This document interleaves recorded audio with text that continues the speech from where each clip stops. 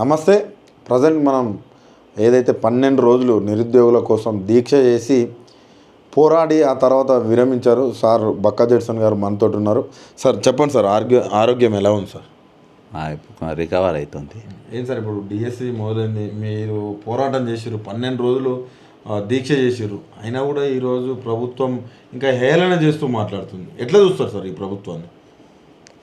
చిల్లర ముఖ్యమంత్రి, చిల్లర ప్రభుత్వం. అంటే చిల్లర ముఖ్యమంత్రి అని ఒక ముఖ్యమంత్రి స్థాయి వ్యక్తిని కూడా మీరు అనేంత కోపం ఎందుకు వచ్చింది సార్ మీకు అసలు? అదే ముఖ్యమంత్రి అంటే ఆయన పుట్టుకతో ముఖ్యమంత్రి కాదు, మేము చేస్తే అయిండు. అవును, మేమైనా నిరుద్యోగులైనా మేము కష్టపడితే అయిండ్రు. అయితే ఇవాళ ఏందనంటే సరే ఇంత ఉద్యమాన్ని గౌరవించిన వాళ్ళు చిల్లర గారు అంటాడు.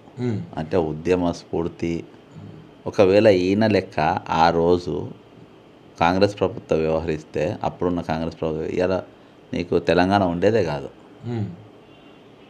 అదే ఎంత బ్రదర్, ఈరోజు చరిత్ర ఈయనను మర్చిపోదు. ఈయన చరిత్ర ఏదో నిర్మిస్తాను అనుకుంటున్నాను కానీ ఒక చిల్లర, ఒక చీప్, ఒక లంపెన్ చీఫ్ మినిస్టర్. లంపెన్ అంటే తెలుసుగా నీకు? అదేంట లంపెన్ అంటే కాలేలాగా నిలబడి లైటింగ్ కొట్టేటోడు ముఖ్యమంత్రి అయితే ఎట్లుంటుందో అట్లా ఉన్నది. లంపెన్ అంటే అని అంటారు, చిల్లరగా అని అంటారు. లంపెన్ ముఖ్యమంత్రి ఈరోజు తెలంగాణకు ఉన్నాడు. మనం ఇంతకు మించి ఎక్కువ ఎక్స్పెక్ట్ చేయలేము మనం.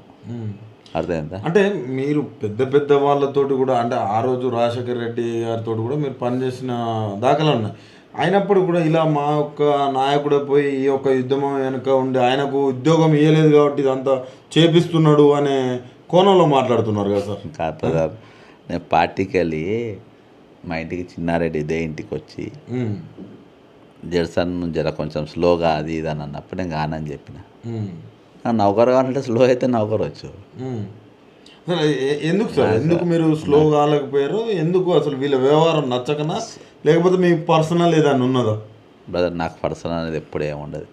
పర్సనల్ ఏమన్నా ఉంటేనే కాంప్రమైజింగ్గా పోతా. అక్కడ ఏంటంటే 10 సంవత్సరాలు నేను టీఎస్పీఎస్సీ క్వశ్చన్ పేపర్ లీక్లో నేను హైకోర్టు అనే పిటిషనర్. నేను 2016 పేపర్లు ఎట్లా జరిగింది, ఎట్లా నష్టపోయింది, గంట చక్రమణి పీరియడ్లా లేకుంటే ఈయన పీరియడ్లా, జనార్దన్ రెడ్డి పీరియడ్లా, ఈ 10 సంవత్సరాలు ఉద్యమాలు ఎట్లున్నారు అని చెప్పేసి వాళ్ళ కళ్ళారా చూసినాను నేను. ఎందుకంటే నాకు పక్కన అశోక్ నగర్, ఆ పిల్లలను చూస్తూ ఉంటే తెల్లారేస్తే. కాబట్టి నేను అంటే ఇదే రాజశేఖర్ రెడ్డి ప్లేస్లో ఉన్నప్పుడు రాజశేఖర్ రెడ్డి గారికి ముఖ్యమంత్రి ఉంటే నేను వెళ్ళిపోయి 2 నిమిషాలలో ఈ పని దీని మీద ప్రకటన చేయించేటండి ప్రభుత్వంతో. అర్థమైందా? అంటే ఆ స్థాయి అంటే ప్రజల అర్థం చేసుకున్న వాళ్ళు, ప్రజల సమస్య నిజంగా ఉంటుంది. ఈరోజు తెలంగాణ నడుస్తున్నది అందరు అంటూ ఉంటారు, రెడ్డి రాజ్యం వచ్చింది, రెడ్డి ప్రభుత్వం కాదు సార్. ఇది రెడ్డి ప్రభుత్వం అంటే మంచిగా ఉంటుంది. ఇది రెడ్డి రాజ్యం కాదు, రెడ్డి ప్రభుత్వం కాదు. ఇది నారా రేవంత్ నాయుడు ప్రభుత్వం. ఇది అంటే నాయుడు అంటే నారా రేవంత్ రెడ్డి నాయుడు ప్రభుత్వం. ఇది అర్థం నారా అని ఉంది కదా, ఎవరి ప్రభుత్వం అర్థం కాదు. అదే సార్, ఒక పక్క రాష్ట్ర సీఎంకి ఇచ్చిన టైము ఇక్కడ నిరుద్యోగులకి ఇవ్వకపోవడం.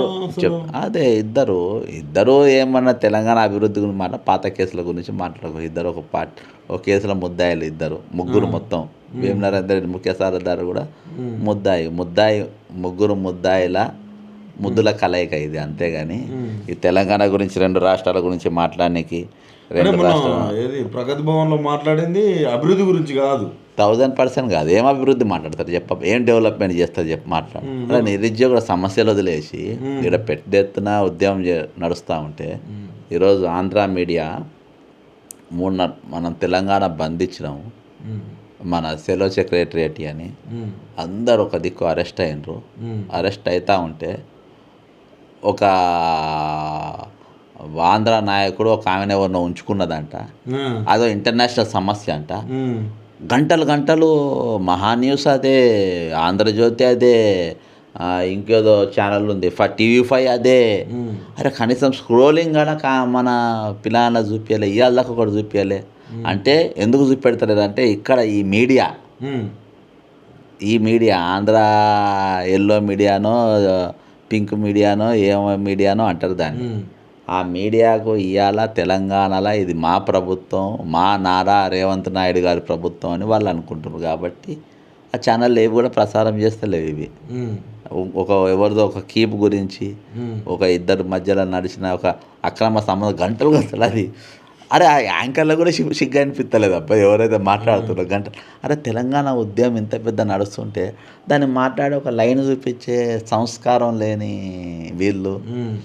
కాబట్టి మనము ఇటువంటి రిజల్ట్ అంటే ఈరోజు డిఎస్సి ఉద్యమము ఓడిపోయిందని లేకుంటే వీళ్ళ నిరుద్యోగులు నీరుగారిపోయిందని నాన్న ఈరోజు 100% వాళ్ళు సక్సెస్ అయ్యారు. ఎందుకు సక్సెస్ అయినారు అంటే వాళ్ళు ఒక 20 సంవత్సరాలకు ఈ రాష్ట్రానికి పనికొచ్చేటట్టుగా వాళ్ళు బతకబోయి అంటే వాళ్ళు 20 ఏళ్ళు 30 ఏళ్ళు ఎక్కడికి పోయినా ప్రశ్నించే గొంతులుగా తయారయ్యారు, తిరగబడే గొంతులుగా తయారయ్యారు, ఒక ధిక్కార స్వరం వినిపించే గొంతులుగా తయారయ్యారు. అంతకు మించి ఏం కాదు. అంటే ఎంతమంది నాకు బ్రదర్ ఇవాళ ఉద్యమంలో 30 లక్షల మంది నిరసనలు జరిపారు. వాళ్ళు 1 లక్ష మందికి నౌకర్లు వస్తాయి, 29 లక్షల మందిని పనిచేస్తారు కదా అయ్యా. మరి ఉద్యమం ఎట్లా ఫెయిల్ అయినట్టు? ఓకే, ఉద్యమం సక్సెస్ అయింది అనుకోవచ్చు. ఆ విద్యార్థులను పట్టుకొని అసలు చదువు రానోళ్ళు లేకపోతే డ్రగ్స్ అని ముదిరిపోయిన బెండకాయలని ఇలా మాట్లాడుతుంటే ఏమనిపిస్తుంది సార్? ఇప్పుడు నేను ఫస్ట్ అనగానే నువ్వు జర హట్ అయిపోవచ్చు. ఒక సీఎం నువ్వు పట్టుకొని లంపెన్ గాను మాట్లాడే మాటలే ఇవి.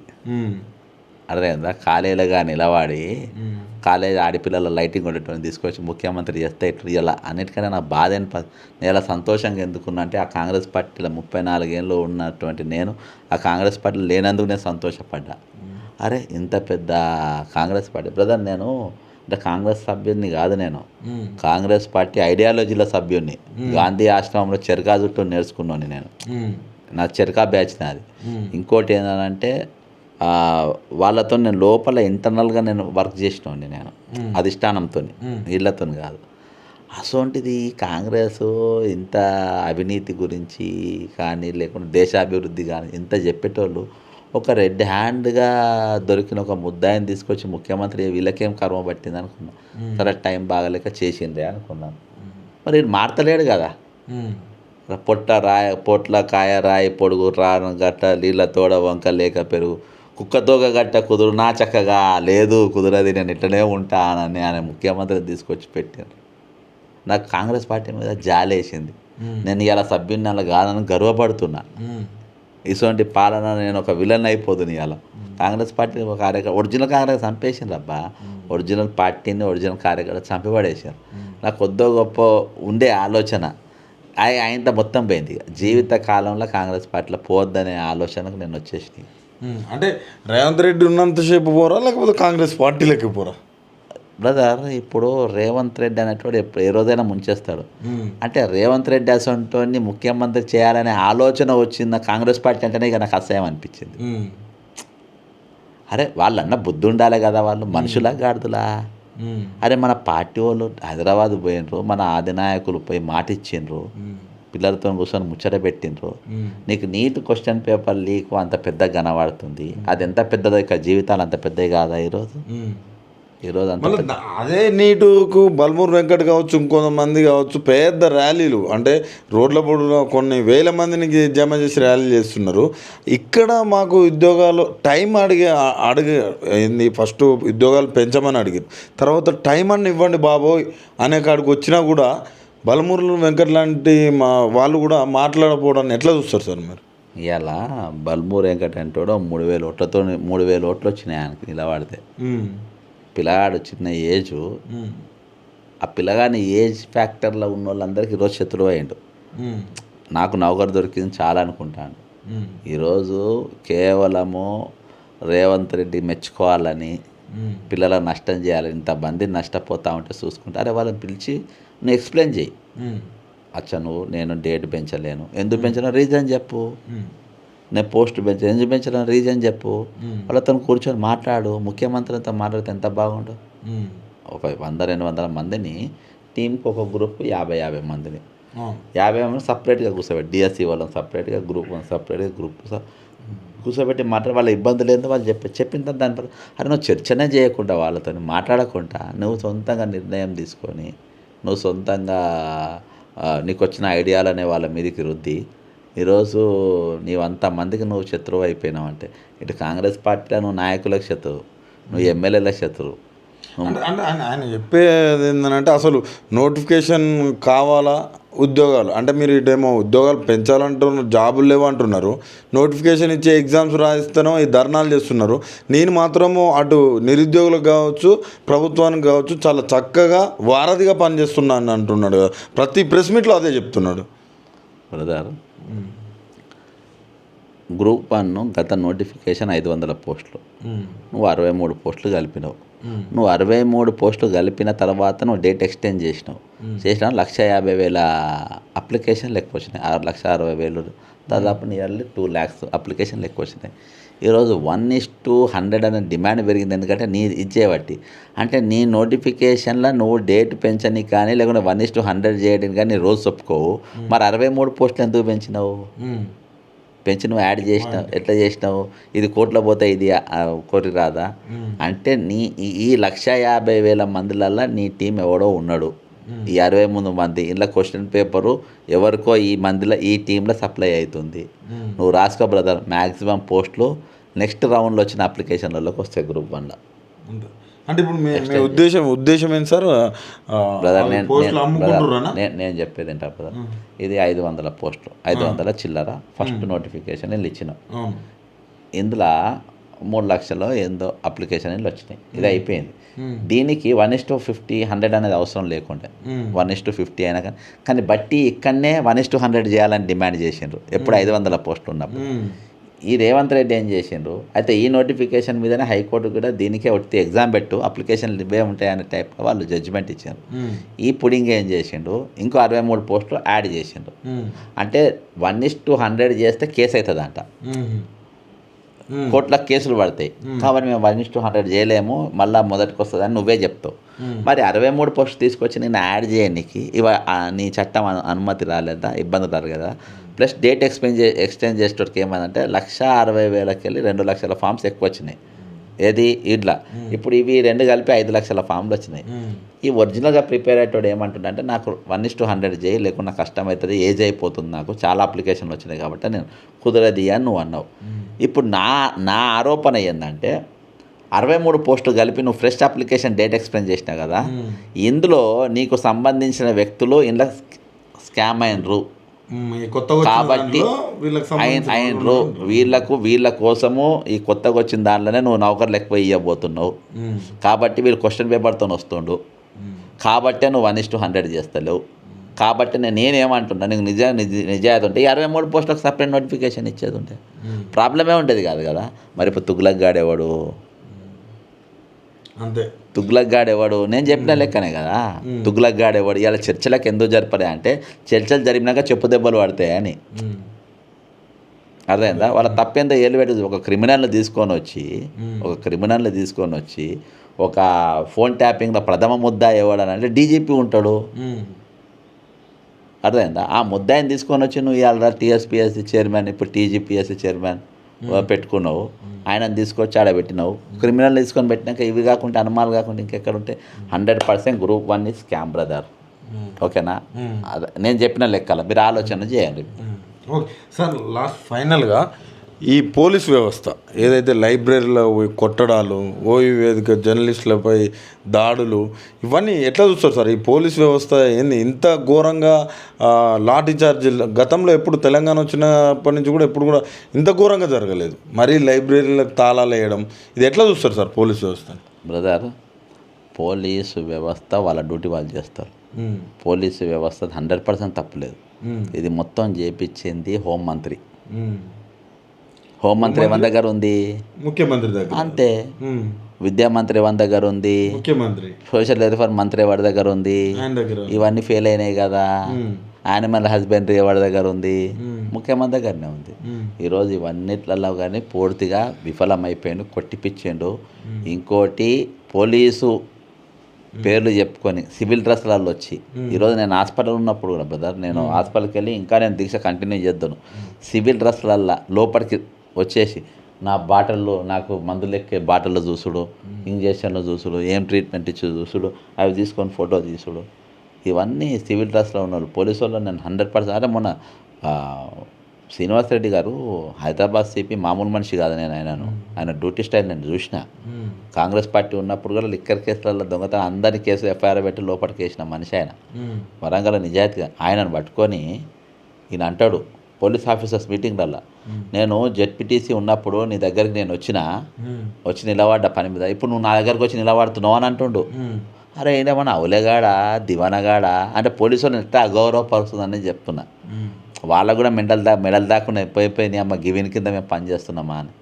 ఓపెన్ అక్కడ డీజీపీ గారు ఉన్నారు, సిపి గారు ముఖం ముందే పట్టుకొని ఇప్పుడు నా దగ్గరకు వచ్చి మాట్లాడుతుండు అని అంటుండే. మరి వీళ్ళు ఏమనాలి చెప్పి అదే ఇది ఈ మీటింగ్లలో మాట్లాడంటే ఇంకొక పాయింట్ గుర్తొచ్చింది సార్.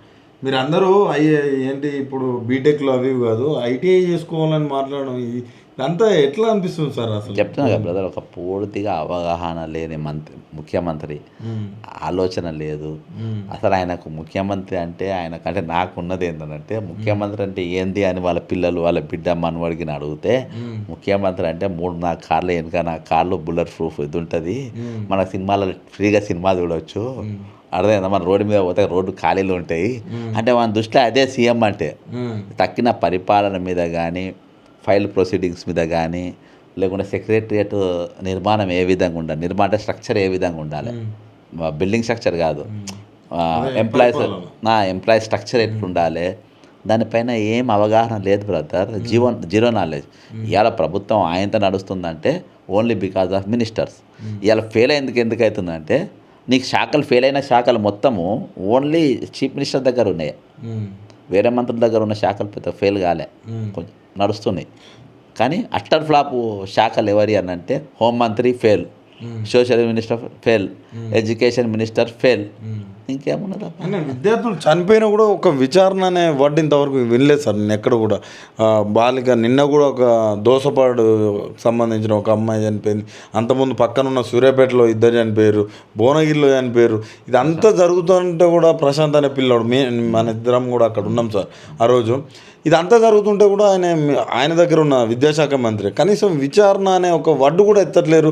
దీన్ని ఎలా చూడాలి సార్? తెలంగాణ విద్యా వ్యవస్థ అసలు ఎటుపోతుంది?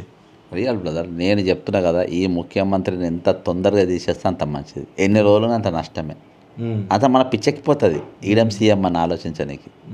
అదేందా నేను నా జీవిత కాలంలో చూడనటువంటి the most worst chief minister ఈ భారతదేశంలో. ఈ స్వతంత్రం వచ్చిన 47 కెళ్ళి ఇయాటి వరకు ఏ రాష్ట్రానికి ఇంత వరస్ట్గా నువ్వు లెక్క చూసి చెప్పు. 18 గంటలు పనిచేస్తున్నాడు కదా సార్ చంద్రబాబు నాయుడిని చూసి. అంటే నేను 12 గంటలు పనిచేసేవాడిని, ఇప్పుడు 18 గంటలు పనిచేస్తా అంటుండు. ఇగో బ్రదరు, చంద్రబాబు నాయుడు చార్మినార్ ఎవడు కట్టినా కానీ నేను కట్టినా అని, హైదరాబాద్ నేనే కట్టినా అంటాడు. అర్థమైందా? తుపాకీ లచ్చన్న మాటలు చెప్తాడు. అర్థమైందా? ఈయన అట్లా కాదు, ఈయన సేమ్ అవే మాటలు ఈరోజు ఆయన అదే ముచ్చట ఈయన చెప్తున్నాడు. ఈయన 18 గంటలు చేస్తుడు కరెక్టే. దేనికి? సెటిల్మెంట్లు, సినిమాలు చూసుడు, రీల్స్ చూసుడు. అర్థమైందా? ఆయన చేసే డ్యూటీ అది. నువ్వు గేడ చూడు అసలు ఏం మాట్లాడతాడు ఆయనకు అర్థం కాదబ్బా, చాలా చీప్గా ఉంటుంది. అంటే ఆయన భాష ఇవాళ ప్రపంచ దేశాలల్లో ఆ భారతదేశం గురించి మాట్లాడుకుంటా, భారతదేశంలో ఇవాళ తెలంగాణ ఎట్లా చూస్తున్నా, తెలంగాణ అనేది ఒక రాష్ట్రం ఏర్పడ్డదని మనం అనుకుంటాం. ఇప్పుడు రేవంత్ రెడ్డి ముఖ్యమంత్రి అయినా తెలంగాణ అనేది ఒక గ్రామ పంచాయతీ, ఆ గ్రామ పంచాయతీకి ఒక సర్పంచి, ఆ సర్పంచ్ పక్కన వార్డు మెంబర్లు, ఆ స్థాయికి డిగ్రేడ్ అయిపోయింది అబ్బా మన స్టేటు. ఈయన సీఎం అయినాక మజా కాదు అంటే ఈయన భాష అట్నే ఉన్నది. ఈయన లాంగ్వేజ్ కంటే ఎమ్మెల్యే చాలా బాగా మాట్లాడుతారు. ఎమ్మెల్యేలు కానీ మంత్రులు కానీ వాళ్ళు చాలా బాగా వాళ్ళ బిహేవియర్ కానీ చాలా బాగుంటుంది. చిల్లరగా నేను ఏదో గౌడర్స్ మీటింగ్స్లో పోయిండ్రు, అది టీషర్టు అదేదో అంటే నువ్వు తెలియకుండా ముందే వాళ్ళ పేర్లు అడుక్కొని చెప్పుకోను. ఆయన పేరు ఏంటి, అది భాషనా అది? సిగ్గు అనిపిస్తా. కానీ అరే ఇంట్లోనే చెప్పాలి, అరే నేను జైపాల్ రెడ్డి తమ్ముని బిడ్డాను, నేను నాకు ఇట్లున్నది, నువ్వు చిల్లరగా మాట్లాడుతున్నావు, అట్లా మాట్లాడకని ఇంట్లోనే చెప్పాలి. వైఫ్ అన్న చెప్పాలంటారా? చెప్పాలి కదా. అవును సార్. మళ్ళీ గౌడన్లను కూడా తాటి చెట్టు మీద అంతసేపు నిలబెట్టి అందరు కూడా దాన్ని కూడా విమర్శించారు. ఈయన పోయేదే ఫోటోగ్రఫీ కోసమే, ఓన్లీ ఫోటోగ్రఫీ. బ్రదర్ ఈయన ఫోటో ఇది పేపర్ యాడ్. అసలు ఈయన సీఎం అనేది ఈయన కాన్సెప్ట్లో రియల్ సేవ లేకుంటే మనం అంకితం చేసుకోవడం, పునరాంకితం చేసుకోవడం. మొన్న ఒక నిమిషంలో చెప్తా, ఆంధ్రప్రదేశ్లో వైఎస్ రాజశేఖర రెడ్డి గారి 70వ జయంతి అయింది. అందరికి అర్థమైందో లేదో నాకు కేవీపీ గారి గురించి నాకు బాగా తెలుసు. ఈయనకు ఎంత క్లాస్ అంటే ఒక నాయకుడు ఎట్లుండాలనో అన్నీ చెప్పిండు అబ్బా. అంటే ఈయన పాఠం కూడా చెప్పిండు, అయినా కానీ అర్థం కాలే. ఓ లీడర్ అంటే వాడు ఎట్లుండాలి, లీడర్ అంటే వాడు ఎట్లా పని చేయాలి అనేది. ఇప్పుడు క్లాస్ పీరియడ్లో 7 పీరియడ్లకు 7 క్లాసులు వస్తారు కదా, అట్లా 7 నాయకులు చెప్పిండ్రు. ఉండవెల్లి అరుణ్ కుమార్ కానీ ఈయన కానీ కేవీపీ గారు మాత్రం అరగంట సుదీర్ఘంగా చెప్పిండు. అయినా కానీ ఇప్పుడు దున్నపోతు మీద ఏదో పోసినట్టు అయింది అక్కడ కథ. ఏ మార్పు లేదు, ఏం లేదు. బ్రదర్ నేను విమర్శగా అంటలేం బ్రదర్, దయచేసి నేను బాధతో అంటున్నాయి. నేను విమర్శతోని నేను దీనికోసం ఈ ప్రభుత్వం చూడు నీకు కొట్లాడినా అంటే నేను కొట్లాడిపోతాను.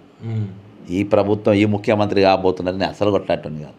అందుకనే ఎన్నికలైన తెల్లారైనా ప్రెస్ మీట్ పెట్టి పుసుకున మర్చిపోయి ఈయన సీఎంని చేశారు, సంకనాకపోతారు రాష్ట్రము, ఈయన చేయొద్దు బేకార్ అయిపోతుంది అని చెప్పిన. 64 సీట్లు వచ్చిన రోజే అంటే తెల్లారు రాకముందే బ్రదరు, ఎలక్షన్ కౌంటింగ్ కాకముందే పెట్టినా. 1వ తారీఖు 3వ తారీఖు కౌంటింగ్ అయింది, 30వ తారీఖు ఎలక్షన్ అయిపోయింది, 1వ తారీఖు ప్రెస్ మీట్ పెట్టినా నేను.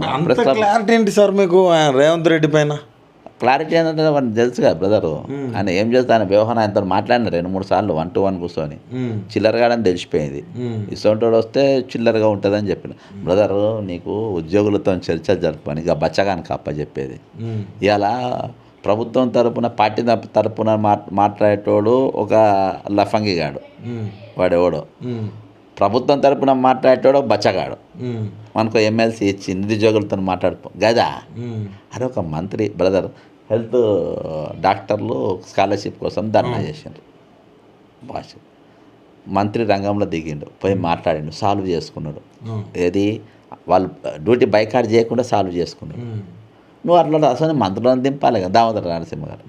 అసలు మంత్రులను ఉత్తమ్ కుమార్ రెడ్డి గారిను వాళ్ళను దింపి వాళ్ళతో చర్చ జరపని చెప్పాలి. కానీ నీ అసలు బ్యాచ్ వాళ్ళని పంపితే అది సేమ్ లంపని బ్యాచ్ను పంపి వాళ్ళతో చర్చలు జరుపు అని అంటే వాడు బ్లాక్మెయిల్ చేయబట్టే. ఈరోజు నిరుద్యోగులు మాత్రం భయంకరంగా చిత్రమైపోయాను కదా. నేను ప్రామిస్ ఎవరన్నా ఏమన్నా అగాత్యం చేసుకోగలని, ఎవడన్నా ఏమన్నా ప్రాణ నష్టాలు చేసుకోగలని నేను దీక్ష కూర్చున్నా. కానీ నేను షోక్తో కూర్చోలే. నాకు ఏజ్ కూడా నాకు సహకరించదు. నాకు సర్జరీలు అయి ఉన్నాయి, ఆపరేషన్లు అయి ఉన్నాయి, బ్రెయిన్ ఆపరేషన్ అయింది. అందరూ ఆయన గారు దీనికోసం. Thank you sir. Thank you.